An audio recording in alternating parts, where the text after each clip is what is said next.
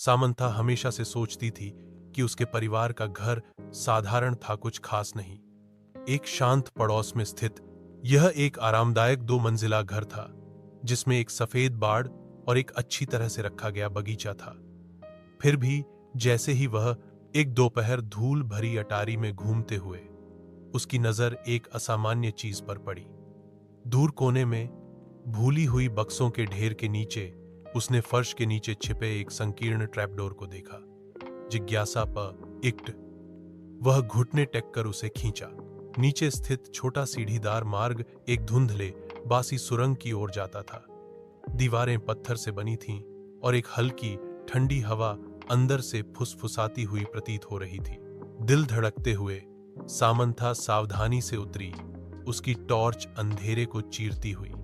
सुरंग उसकी उम्मीद से कहीं अधिक लंबी फैली हुई थी, पृथ्वी के नीचे मुड़ती और मुड़ती हुई।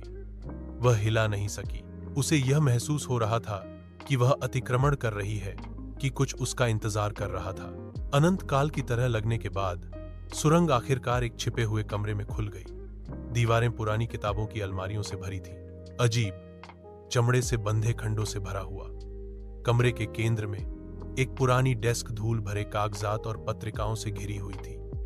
जैसे ही सामंथा ने दस्तावेजों को देखा, उसके हाथ कांप गए। रिकॉर्ड डीएस ने निषिद्ध अनुष्ठानों और गुप्त समाजों की बात की।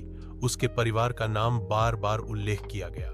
जितना अधिक उसने पढ़ा, उतना ही अधिक उसे एहसास हुआ कि उसके परिवार का इतिहास गहरे रहस्यों से जुड़ा हुआ था। रहस्य यह दफन रहने के लिए था। उसने कुछ ऐसा उजागर किया था जिसे किसी को नहीं जानना चाहिए था, कुछ ऐसा जो पीढ़ियों से छिपा हुआ था।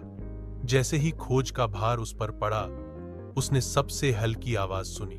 उसके पीछे से आवाज आई, एक फुसफुसाहट, धीमी और ठंडी। वह नहीं थी,